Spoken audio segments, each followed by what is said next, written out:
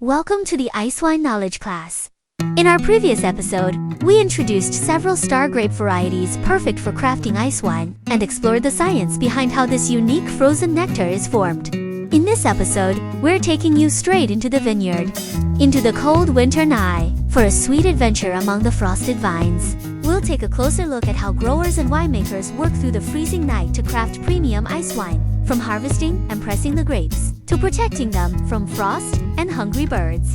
So, let's begin our journey. Number 3. Harvesting ice wine grapes. A sweet adventure in the winter night. Ice wine is often called the liquid gold of the wine world. Its unique sweetness and elegant flavors all hinge on one crucial step: the harvest. Unlike regular wine grapes, ice wine grapes are not picked during the crisp, sunny days of autumn. They are harvested in the freezing, bitter nights of winter. It is below -8°C and normally even lower. This is not just a battle against nature. It's a high-stakes, sweet adventure. Today, we will talk about the harvest of ice wine grapes. We'll see how these tiny, frozen grapes hard as ice are transformed into a luxurious, exquisite wine. As we mentioned earlier, the Canadian VQA regulations require that grapes can only be harvested after November 15th, and the temperature must be below -8°C to be considered suitable. Once the temperature drops to -8°C or lower, after November 15th, the ice wine harvest officially begins. Each year after November 15th, winemakers must watch the weather forecast closely, looking for the perfect cold snap night to start the harvest. Timing is critical. Harvesting too early won't work. For example, if there's an early coldness, right after November 15th, the grapes may have a higher yield. However, at this stage, the grapes haven't yet undergone the significant physical and chemical changes that occur while hanging on the vine through repeated cycles of freezing and thawing. The process we discussed earlier. As a result, ice wine made from these early picked grapes lacks the complexity and depth of flavor found in ice wine made from grapes harvested later, like in December or next year January. At each winery, the winemaker monitors the local weather forecast and considers the flavor profile they want for their ice wine. They wait for even colder temperatures before starting the harvest. The lower the temperature, the higher the concentration of extracts in the wine, resulting in richer flavors and more intense aromas. But if they wait too long and encounter a warm weather in the winter or in an early spring, there may be no opportunity to reach -8°C, which poses a significant risk. Due to natural variations, some years see extremely late harvests. For example, during El Niño years, like 1998 or 2001, warmer than usual winters prevented temperatures from dropping to -8°C or lower. When the harvest is pushed into February or March, the grapes are usually severely dehydrated. Many of the fruits have been lost due to heavy rainfall or eaten by wildlife such as birds, deer, wolves, or bears. At this point, the juice yield from the harvest is very low. Ice wine grapes are usually harvested late at night or in the early hours before dawn, when temperatures are at their lowest. Workers bundle up in thick clothing and gloves, beginning their tasks in vineyards at temperatures well below -8°C. The frozen grapes are carefully picked by hand, cluster by cluster, and placed into harvest bins. Hand harvesting allows for precise selection of fully frozen grapes, while minimizing damage to the fruit. Hand harvesting is also not limited by terrain, making it ideal for steep slopes or small vineyards. In the small vineyards around the Niagara escarpment, hand picking is the common option. The downside is obvious: it's extremely cold work. Additionally, juice from hand-picked grapes may contain more impurities, such as broken leaves and stems, requiring extra clarification steps. Nowadays, mechanical harvesting is becoming increasingly common, especially in large vineyards with flat terrain. Mechanical harvesters shake the vines, allowing the frozen grapes to fall through a grid. At temperatures below -8°C, the grapes pass through the grid like marbles, cleanly and efficiently. The advantages of mechanical harvesting are speed and precision, allowing winemakers to harvest the grapes within a short, low-temperature window. Frozen grapes harvested mechanically can provide clearer juice, with lower levels of insoluble solids. This is because the harvester's air-blowing system removes fallen leaves and broken stems, reducing impurities in the juice. This makes clarification and fermentation much easier, resulting in a cleaner, purer finished wine. Of course, The biggest advantage is labor savings. There's no need for large numbers of workers to toil through the freezing winter nights at well below -8 degrees Celsius. However, mechanical harvesting also has its downsides. Around 10% of the grapes fall to the ground, becoming a snack for the local birds. Number 4. Pressing the ice wine juice. Another crucial step in ice wine production is extracting the sweetest, most concentrated juice. The frozen grapes are pressed in extremely cold conditions, usually directly in the vineyard, to ensure they do not thaw. The grapes are pressed while still naturally frozen. During pressing, most of the water in the grapes remains frozen, and only a small amount of sweet, concentrated juice slowly flows from each grape. If the grapes warm up during pressing, the juice becomes diluted, which negatively affects the quality of the ice wine. That's why sugar levels must be carefully monitored to ensure the highest quality. During pressing, winemakers continuously track both the pressing temperature and the sugar content of the juice in real time, stopping the press immediately as soon as the juice begins to dilute. This dilution occurs because the friction generated during pressing melts part of the frozen grapes. Almost any press that can provide sufficient pressure can be used to press frozen grapes. However, the type of press used can influence the quality of the juice. Wineries typically use two types of presses. One is the horizontal pneumatic press. This press uses an inflatable bladder that runs along the central axis of the press. When the press is loaded with grapes, the inflatable bladder is collapsed, hugging the central shaft. When pressing begins, the bladder inflates inside the basket, pushing the grapes against the perforated walls to extract the juice. Although this type of press is powerful and efficient, it tends to produce a dirtier juice, containing more sediment. The Blaufelder press, which has no moving parts, produces much cleaner juice. This traditional press is lightweight and portable, allowing it to be used directly in the vineyard, and it remains a favorite among most wineries to this day. Number 5. Protecting against birds. The battle to defend ice wine grapes. In the Niagara region, birds are the biggest threat to ice wine grapes. From early December until Christmas, in Ontario, the main birds preying on ice wine grapes are starlings. These birds have relatively small appetites and generally do not favor grapes, especially the sweet, frozen ones. They prefer seeds and insects as their food. That's why during the regular grape harvest in autumn, whether for table grapes or wine production, birds are rarely a concern for growers.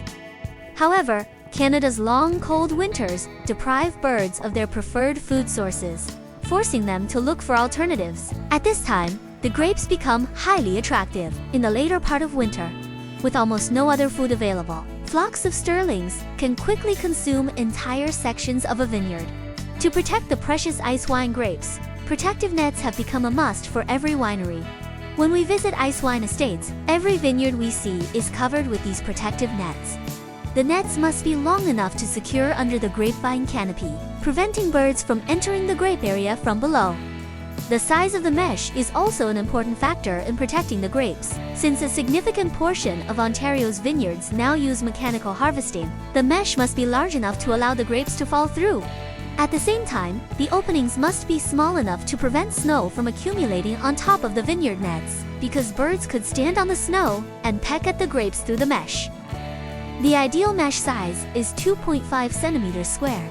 Next to some wineries, we also saw leftover malt from the beer brewing process after mashing. This is a favorite treat for small birds. Ontario has a thriving craft beer industry, with nearly every region having its own microbrewery. This inspired a rather interesting reverse idea. Rather than completely preventing birds from foraging, it's better to provide them with alternative food sources during winter. This way, the grapes are protected, and the birds are helped to survive the cold season. Malted barley left over from brewing can be placed outdoors in winter, in sheltered spots near the vineyard, or close to trees and shrubs, giving the birds a sense of safety so they can enjoy their meal with confidence. At the same time, this prevents snow from covering the grapes, completing a sustainable, natural food chain cycle. Number 6. Protecting against frost. Keeping the vines warm through the winter chill. In the Niagara Peninsula, although the lake effect prevents extremely harsh winters from occurring frequently, low winter temperatures can still damage the vines. In particular, once temperatures drop below -20 degrees Celsius, the vines are vulnerable to frost damage. To ensure the vines survive the winter safely and maintain their yield, winemakers and growers take various frost protection measures. These techniques are not just for grapes used to make ice wine in Canada's cold climate. They are essential skills for growing all types of grapes. So, what frost protection methods do winemakers use? And what is the science behind them? The most commonly used technique is the wind machine. On clear and calm nights, heat from the ground radiates away into the sky. This creates a temperature inversion, where the temperature at the ground level is lower than at a certain height above. As a result, heat is lost from the ground upward into the sky, especially on clear nights. Vineyards or fields that no longer receive sunlight emit more heat than they absorb. This increases the temperature difference between the ground and the air above, causing temperatures to drop rapidly. On cold winter nights, growers use wind machines to circulate warmer air from above, raising the temperature around the plants and preventing self-freezing and winter damage. Another way to protect vines from the cold is rootstock management. Rootstock management is a highly practical technique in North American viticulture, and it is especially important in cold climate regions like Niagara. Simply put, rootstock management means giving the grapevine a reliable base. This base, the part near the root, is called the rootstock. Most classic European grape varieties, such as Cabernet Sauvignon, Merlot, Pinot Noir, and Riesling, collectively known as Vitis vinifera, have very weak resistance to cold. They are also highly susceptible to damage from an insect called Phylloxera vastatrix. In other words, these varieties are susceptible to freezing temperatures or pet infections. This insect also originates from North America, and because of that, the native North American grape species, Vitis riparia and Vitis rupestris, are naturally very resistant to both cold temperatures and phylloxera. They're often called little cold-resistant powerhouses and natural shields against phylloxera. These hardy vines can even survive extreme winters down to -40°C. But there's a catch. Their berries are small, bitter, and highly astringent, so they're not suitable for making quality wine. But smart growers found a solution. They began grafting classic European grape varieties onto these hardy North American rootstocks. These rootstock heroes give the vine a solid foundation, helping it stand strong, resist the cold, fight off phylloxera, and adapt to different soils and climates. With these rootstocks, grapevines can survive frost, defeat phylloxera, and even thrive in sandy soils or heavy clay. And when it comes to ice wine, rootstock management becomes even more critical. Because ice wine grapes are harvested deep in the winter, growers must ensure the vines can withstand snow, ice, and prolonged low temperatures without being damaged. In Niagara, rootstock management isn't just a technical skill. It's the survival secret that helps ice wine grapes make it through the harsh winter. Another way to protect the vines from freezing is smart irrigation. In certain years, when winter temperatures drop dangerously low, or when early spring frost becomes a threat, growers don't rely on wind machines alone. They also use irrigation systems to help prevent frost damage. The principle behind irrigation frost protection is based on a thermodynamic property called latent heat of fusion. At 0°C, water can exist in both liquid and solid form at the same time. So as the water cools along with the surrounding ground, its temperature drops until it reaches 0°C. Then, as the water begins to freeze, it remains at 0°C and won't drop any further until all the water has solidified. Only after that will the temperature continue to fall, which means the surrounding environment may already be far below freezing. During the freezing process, water releases 79.72 calories per gram of heat. This is what we call the latent heat of fusion. This released heat helps keep the temperature of the vine and grape clusters around 0°C, so the core of the grapes does not freeze. As explained earlier, the main way cold damages plants is through the formation of ice crystals inside the plant cells. When the water around the cells starts to freeze, the water inside the cells is drawn out, and ice crystals continue to grow outside the cells. But this process only causes a temporary loss of water from the cells and does not result in permanent damage. So, if temperatures are expected to drop below freezing for a short period, growers will spray water onto the vines to let it freeze. This creates a protective effect, keeping the grape clusters around 0°C, while the cores remain unfrozen. The protection can be extended by using sprinklers, allowing the outer layer of the grapes to exist simultaneously as liquid and solid. However, if temperatures drop well below freezing and remain low for an extended period, this strategy will no longer work. Eventually, all the water will freeze, and the plants themselves will be frozen. As the temperature continues to fall to match the environment, the grape clusters and vines can be damaged. At that point, growers must rely on wind machines or other methods to prevent frost damage. In the next episode, we'll take you from the vineyard into the winery to explore a crucial final step in ice wine production, the fermentation process. We'll dive into how, after the ice grapes are pressed, that sweet, concentrated juice is transformed into the golden liquid we know as ice wine. If you enjoyed our show, please like, subscribe, and leave a comment. Thank you for watching, and we'll see you in the next episode.